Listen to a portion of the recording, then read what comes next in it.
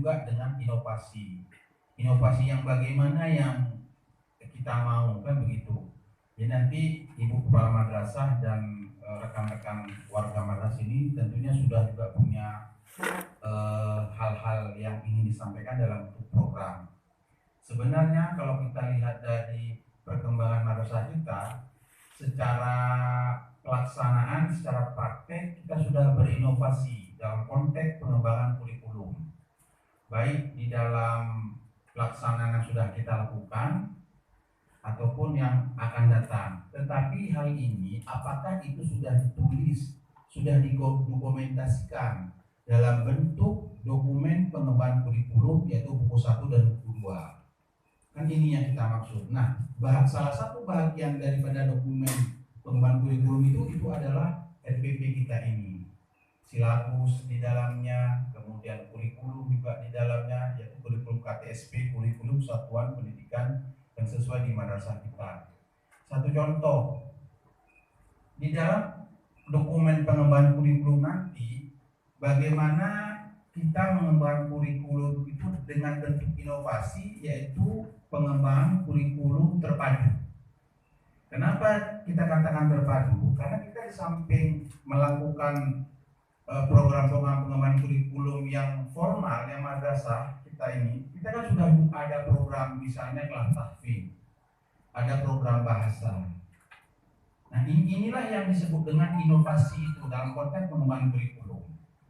Bagaimana jam-jamnya itu nanti, kalau jam misalnya jam bahasa Arab tuh, misalnya jam formalnya itu 2 jam atau 4, sekarang 2 jam ya? 2 jam atau 3 jam? 2 jam.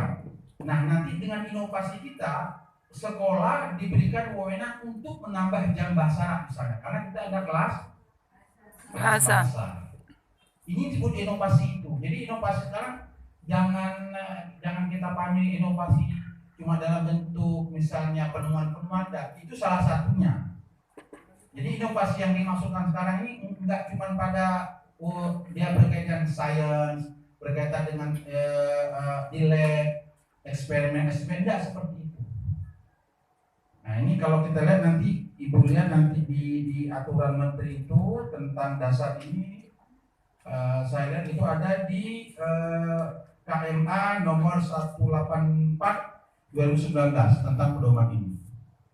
Nah, itu yang mendasari mengapa sekarang mulai dari pusat sampai di daerah Kanwil itu didengung-dengungkan atau dipromosikan madrasah inovasi.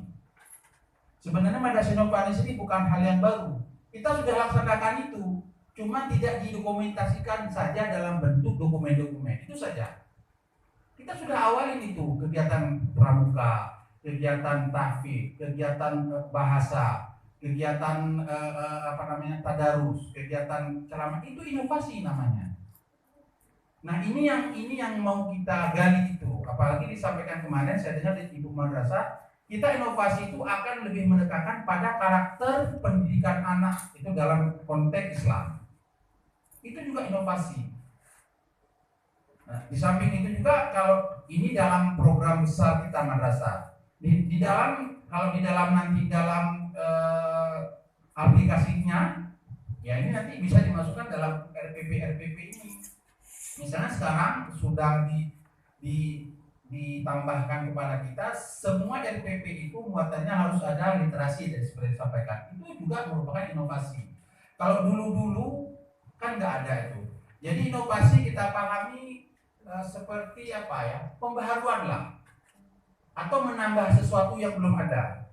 Nanti di materi ada itu. Jadi banyak sekali pendapat-pendapat yang mengatakan tentang apa itu inovasi. Jadi inovasi kita lebih mudah memahaminya pembaharuan atau perubahan. Ini saja kita batasi dulu kan, supaya nanti nggak kemana-mana arah kita ini.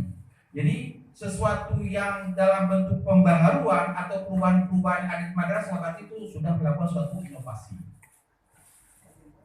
Kalau dulu mungkin tidak ada madrasah yang menggabungkan kurikulumnya itu secara terpadu. Dulu mungkin sudah ada, tapi misalnya dia di pondok-pondok aja, di pondok-pondok pondok-pondok yang terpadu, itu mereka sudah melakukan inovasi, artinya menggabungkan kurikulum antara pelajaran umum dengan pelajaran. Nah, makanya nanti di dalam tim pengembangan kurikulum ini saya berharap timnya itu nanti dibuat di samping jam-jam yang ada kita ini, misalnya jam bahasa Arab berapa, itu nanti di di jam-jam pelajaran harus juga menambahkan jam-jam ini dimasukkan di dokumen itu. Kegiatan apa yang kita lakukan di madrasah kita ini supaya nampak nanti kita itu pengembangan kita dalam bentuk inovasi. Jam tahfidz itu berapa sekarang kita? Jam tahfidz sore itu kan dihitung jamnya, berapa jamnya untuk guru misalnya, itu juga harus dihitung. Jam pramuka itu berapa? Nah, jadi ini yang jadi nanti kita akan menggabungkan antara materi pelajaran umum dengan pelajaran-pelajaran apakah ekstrakurikuler atau kegiatan-kegiatan yang lainnya dalam satu dokumen. Itulah yang disebut dengan madrasah inovasi. Jadi kita bisa tunjukkan dan buktikan mana seperti itu. Nah, ini dalam gambaran umumnya. Jadi kita berharap ke depan agar ini bisa dilaksanakan. Nah, kalau kita lihat secara secara teorinya lah, banyak sekali tentang apa yang mau kita lakukan di dalam inovasi ini. Itu masih keinginan kita untuk menginovasi dari kurikulum, pengembangan kurikulum itu. Belum lagi nanti kalau kita mau berinovasi tentang sarana dan prasarana. Nah, jadi sarana dan prasarana itu juga harus ada inovasi. Ini biasanya penekannya terhadap kepala madrasah, bapak atau ibu yang punya program itu. Jadi madrasah itu akan dipegang oleh pimpinan madrasah yang punya program ke arah inovasi. Misalnya nanti kan dilihat di madrasah itu dari segi sarana prasarana apa-apa saja yang mendukung untuk proses pembelajaran peningkatan mutu madrasah. Nah, dari situ bisa nggak diinovasikan tentang sarana prasarana itu? Bisa. Dan kita mungkin sudah laksanakan itu.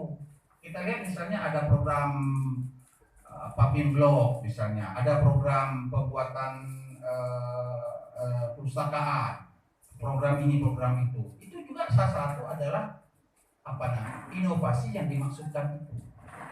Misalnya nanti mau buat sarana lab misalnya. Lab khusus untuk IPA, kan begitu.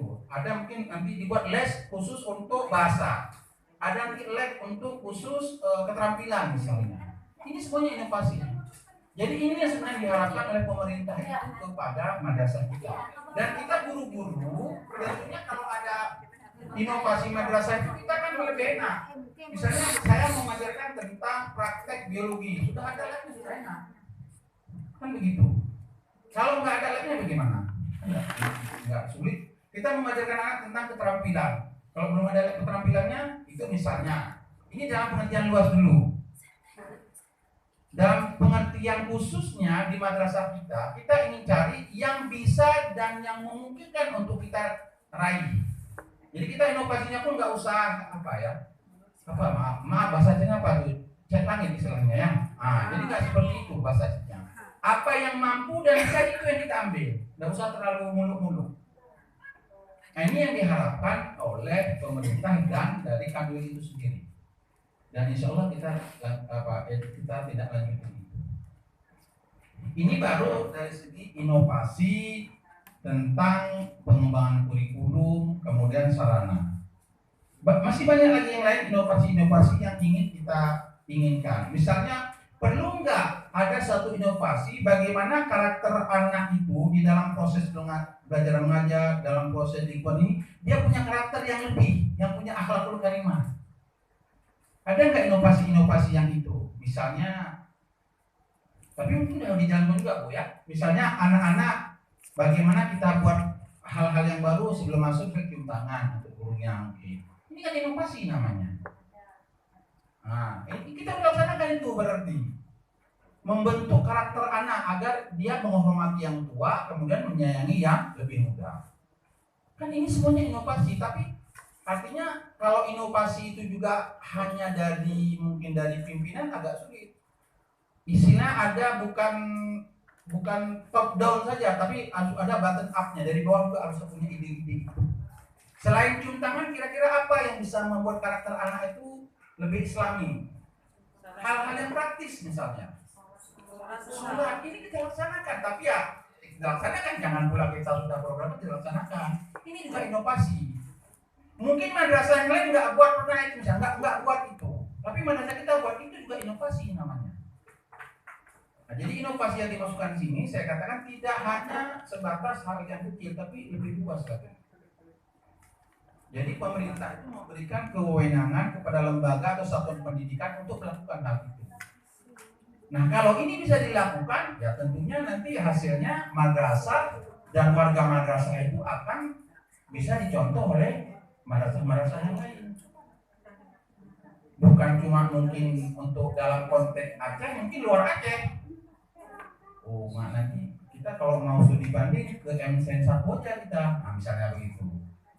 Apalagi inovasi-inovasi yang kita lakukan ini nanti kita kaitkan juga dengan inovasi tentang informasi dan teknologi.